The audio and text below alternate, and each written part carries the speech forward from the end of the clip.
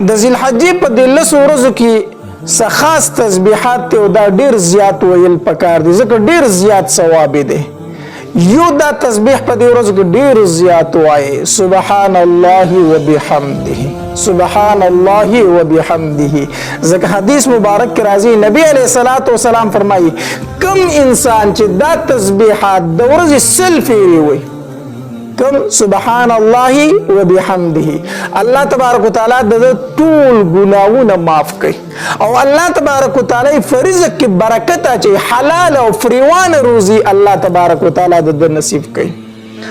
دیم په دې ورځو کې درود شریف ویل ډیر زیات پکار دي په کثرت سره درود ویل پکار دي ځکه حدیث مبارک کې راځي نبی علیہ الصلوۃ والسلام فرمایي وې د قیامت فورز به د ټول نه زیات نږدې ما تخغه انسان وي د چا چې په ما باندې درود زیات وي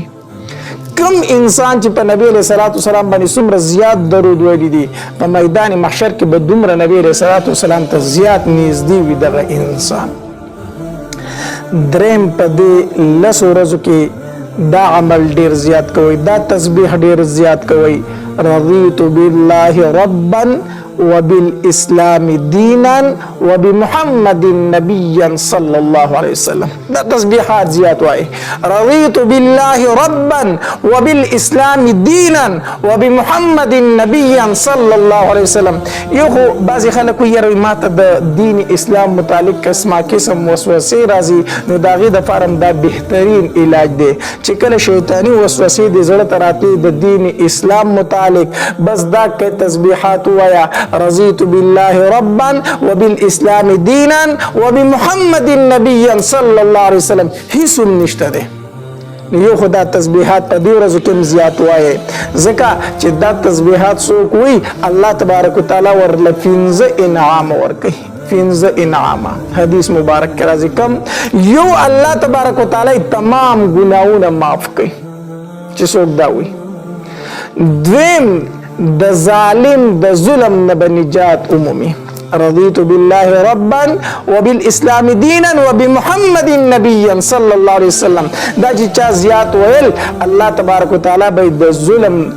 د ظالم نه خلاص کی د ظالم د ظلم نه به الله تبارک وتعالى خلاص کی او دریم انعام دا دی چې نبی علیہ الصلوۃ والسلام به د انسان سفارش کوي او سلورم دا دی نبی علیہ الصلوۃ والسلام فرمایي وای زه به پخپل د لاس نه اونسم او جنت ته به داخل کم او پنځم انعام دا دی چې الله تبارک وتعالى فرمایي زه به رضا شم دا کلمات چې څوک وایي رضیت بالله ربا وبالاسلام دینا وبمحمد نبیا 15 انعامونه الله تبارک وتعالى ورکوي تمام ګناہوں الله معاف کوي د ظالم د ظلم نه ورته خلاصي ورکوي نبی علیہ الصلوۃ والسلام سفارش نصیب کیږي نبی علیہ الصلوۃ والسلام فرمایي زه په خپل د لاس نه نسم او جنت ته داخلوم او د الله تبارک وتعالى رضا ورته نصیب کیږي نو دا تسبیحات په دې ورځو کې زیات وایي دغه رنګ استغفار په دې ورځو کې ډېر کوئ استغفار استغفر الله ربي من كل ذنب واتوب الیه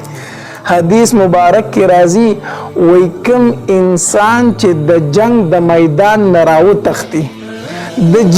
جهاد نه راو تختی بوزدلی وکي الله تبارک وتعالى په دغه ګناه معاف کوي استغفر الله ربي من كل ذنب واتوب الیه الله تبارک وتعالى په ډیر لوی ګناہوں انسان ته معاف کوي نو استغفار په دې ورځو کې ډیر زیات وایي دغه رنګ په دې ورځو کې دا تسبیح ډیر وایي لا حول ولا قوه الا بالله هر انسان شپه ورځ منډې او ترړې وهي دې دپاره چې د دنیا خزانې را جمع کړم او د هغې دپاره څومره تکلیفونه برداشت کوي نو که د جنت خزانې حاصلول غواړي نو دا تسبیحات وایه لا حول ولا قوة الا بالله ځکه حدیث مبارک کې راځي وایي دا د جنت خزانې دي لا حول ولا قوة الا بالله دا د جنت خزانه ده نو د دنیا د خزانو د پاره د ځان ستړی کو د جنت خزانه درته الله په دې تسبیحات سره درکړي دارنګ په دې لس ورځو کې دا تسبیحات ډیر کوا سبحان الله والحمد لله ولا اله الا الله والله اکبر دا تسبیحات ډیر کوا سبحان الله والحمد لله ولا اله الا الله والله اکبر دا تسبیحات ډیر کوا ځکه حدیث مبارک کې راځي نبی علیہ الصلوۃ والسلام فرمایي کوم انسان چې سل فیری وي سبحان الله حدیث مبارک کې راځي وي دومره ثواب دی ګویا چې د سل غلامان د الله په لار کې آزاد کړو د سل غلامان آزاد کړو سل غلامان سبحان الله او بیا حدیث مبارک کې راځي نبی علیہ الصلوۃ والسلام فرمایي کوم انسان چې سل فیری وي الحمدلله دومره ثواب لري چې سل اسونه زین کړي شوی د الله په لار کې د جهاد د پاره دی وقف کې د جهاد د پاره سل اسونه زین کړي شوی دا دې تیار کړو د الله په لار کې ورکی دومره ثواب لري او دغه رنګي الله اکبر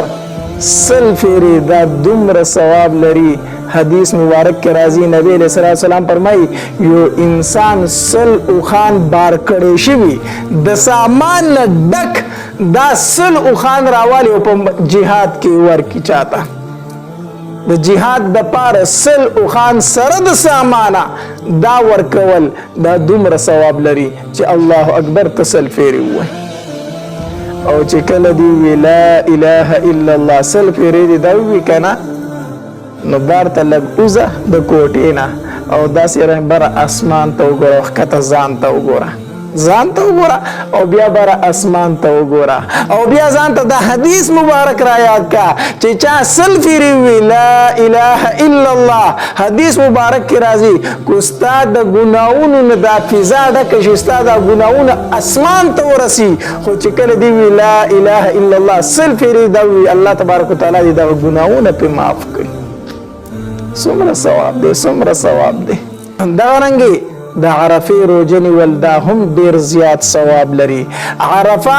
د لوی اختر د ورځې نه چې کوم مخ کې ورځ د دې ته عرفه ویل شي د لوی اختر د ورځې نه چې کوم ورځ مخ کې د یو ورځ مخ کې دې ته عرفه ویل شي او د دې روزه دا ډیر زیات ثواب لري حدیث مبارک کې راځي نبی علیہ الصلوۃ والسلام فرمایي وې د عرفه په ورځ باندې چې 4 روزه اونیوا الله تبارک وتعالى ورته د تیر شوی یو کال او دراتون کې یو کال ګناونه معاف کړي نو د عرفه د ورځې روزه خامخا ور سره اونې سه ډیر زیات ثواب لري